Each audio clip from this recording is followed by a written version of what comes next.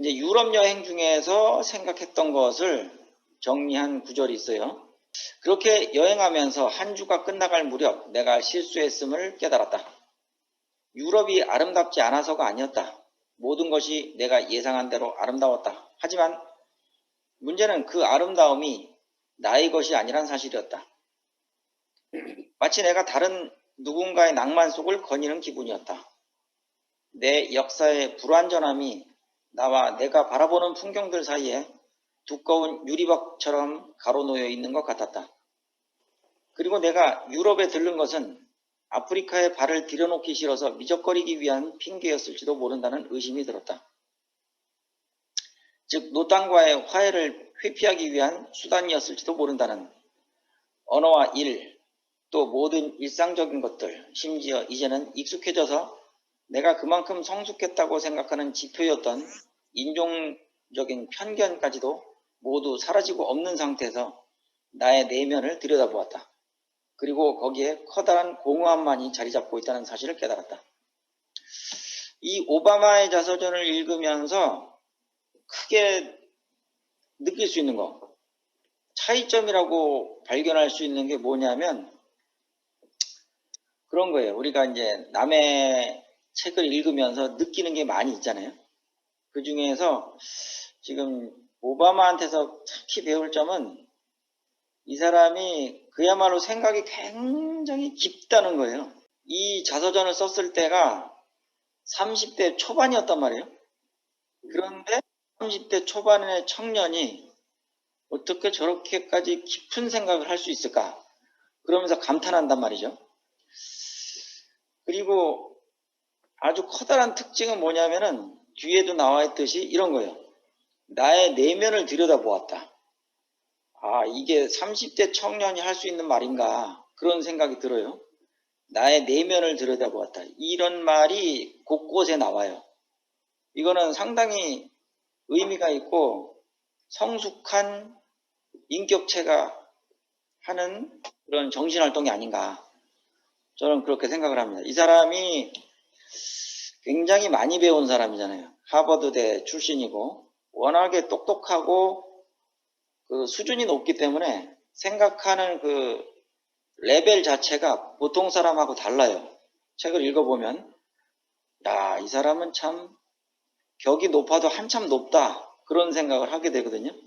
그러니까 일반인들이 뭐 이런 사람을 똑같이 따라갈 수는 없지만 어쨌든 이런 글을 읽으면서 배울 점을 많이 찾아보고 내가 자서전을 쓸 때도 이걸 참고하면 좋겠다 그런 거죠.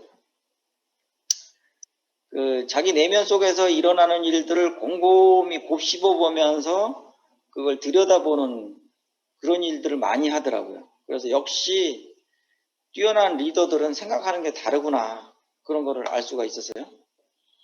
그 다음에 이제 가족에 대한 오바마의 생각을 볼 수가 있는데 사람마다 생각하는 게 다 다르죠.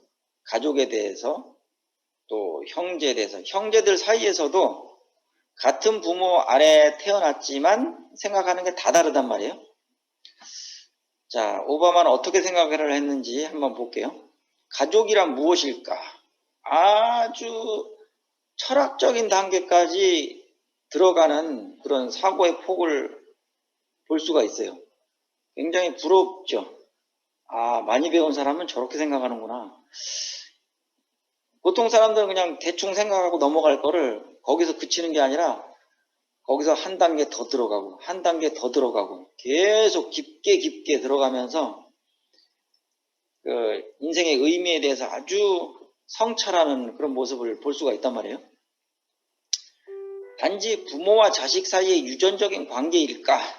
그러면서 지금 여기 이제 반복적으로 물음표가 계속 나와요. 이게 뭐냐면 철학적인 사고를 계속 한다는 거죠. 자기 스스로 끊임없이 질문하고 답변을 찾아보는 거. 이게 철학자의 관점인데 오바마는 그런 걸 하고 있다는 거예요. 30대 초반에.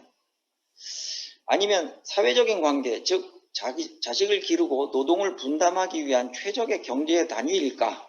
아니면 공통의 기억을 가진 집단일까? 아니면 사랑을 나눌 수 있는 범위일까? 아니면 공허함을 달랠 수 있는 사람을 가리키는 말일까? 지금 요 5줄 요걸 읽어보면 정말 이 사람은 다르다. 보통 사람이 아니다. 그런 거를 크게 깨달을 수가 있죠. 이 외에도 수없이 많은 가능성들을 열거할 수 있다. 하지만 끝내 만족할 만한 해답에는 이르지 못했다. 내가 처한 환경을 고려한다면 그런 시도는 분명 실패할 수밖에 없었다. 대신에 나는 나를 중심으로 해서 몇 개의 원을 그렸다. 이것도 굉장히 독특한 시도라고 봅니다. 원의 경계선들은 세월이 흐르고 사람들이 바뀜에 따라서 유동적으로 이동하지만 그래도 여전히 가족이라는 테두리 안에서 통제가 가능하다. 우선 제일 안에 있는 원이 있다. 여기서는 사랑이 늘 변함없고 어떤 주장을 하더라도 모두 받아들여진다. 그 다음 두 번째 원에서 사랑은 서로 간의 협상에 의해서 존재한다. 사랑을 줄지 말지를 개인이 자유롭게 선택한다. 그리고 세 번째로 동료 혹은 친지의 원이 있다. 예를 들면 시카고에 있을 때 장 보는 일을 도와주던 쾌활한 성격의 50대 여자가 있었는데 그런 사람이 이 원 안에 속한다. 그리고 마지막으로 가장 큰 원은 한 국가나 민족 혹은 특정한 도덕적 명분으로 포괄할 수 있는 집단으로까지 확장된다. 여기서는 사랑이 특정한 개인을 향하지 않는다. 사랑의 실천이라는 것도 나 자신에 대한 약속을 지키는 것으로 나타난다. 굉장히 독특해 보이죠? 보통 사람들은 이렇게 생각을 안 하죠. 근데 작은 원에서부터 시작해서 조금 더 큰 원으로 확장시켜 가면서 맨 마지막에는 이제 국가나 민족, 이것이 가장 큰 덩어리다. 여기까지 포괄할 수 있는 집단으로 이렇게 확장된다. 이렇게 얘기를 했는데 이 시도 자체도 참 참신하고 그 생각의 폭이 굉장히 깊다는 것을 알 수가 있어요. 저는 그렇게 생각을 했습니다.